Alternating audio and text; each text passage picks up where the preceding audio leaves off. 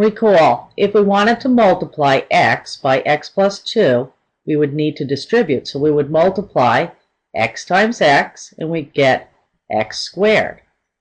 Then we would multiply x by positive 2, and we'd get plus 2x.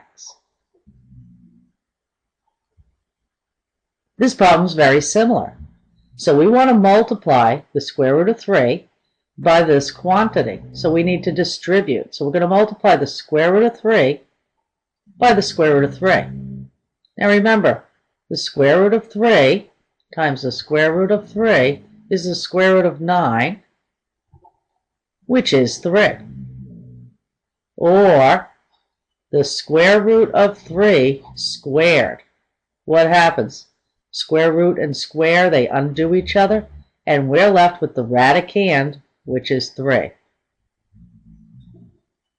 Plus, and now we have the square root of 3 times the square root of 2.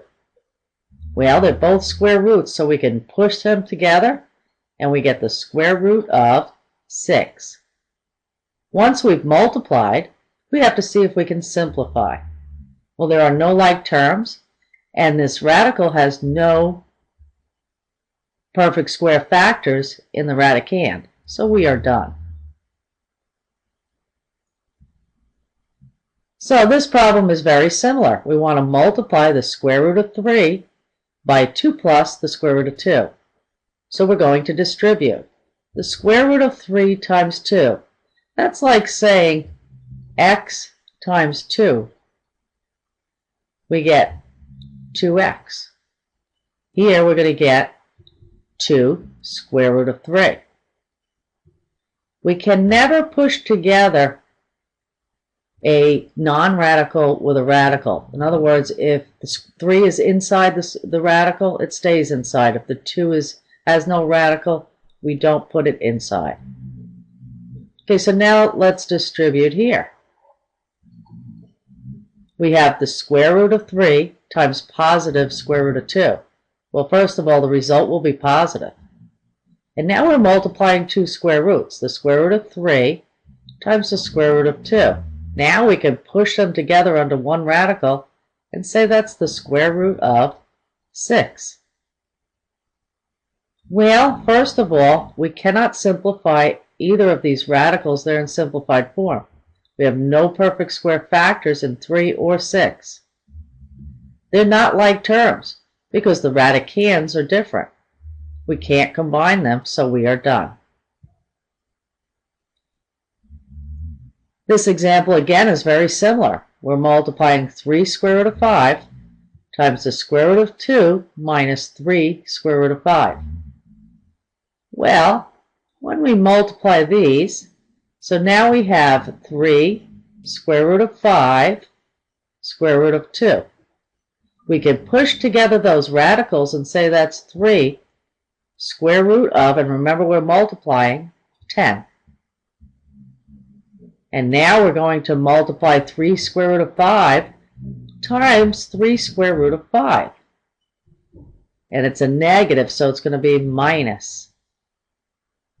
Let's take a look at that down here.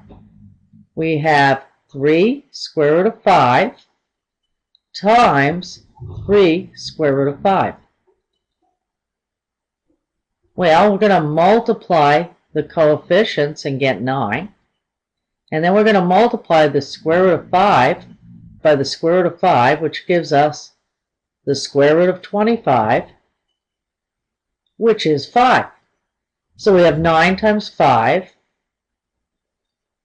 This deletes some things on me. And we get 9 times 5 is 45. Can we simplify? Well, there are no perfect square factors in 10, and these are not like terms. This has the square root of 10, and this does not. It's as if we had 3x minus 45. Could we combine those? No, they're not like terms. These are not like terms.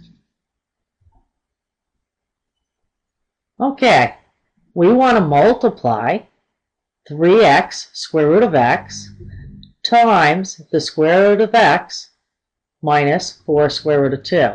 So again, we need to distribute. We multiply here. Now what can we push together in here?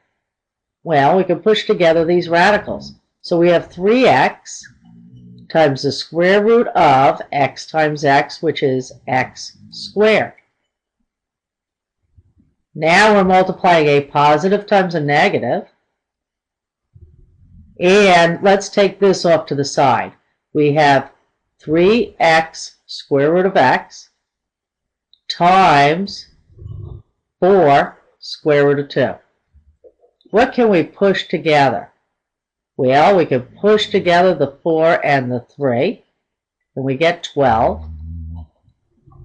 There's no x's here to push together, so we just get x. And now our radicals, well, x times 2 gives us 2x. So we get 12x square root of 2, x. Now we have to see if we can simplify. Well, the square root of x squared is just x. So this is 3x times x. Well, that's 3x squared. Sorry, that's my dog snoring. Minus 12x square root of 2x. Can we simplify? Well, there's nothing to simplify here. There's no like terms. This is our final answer.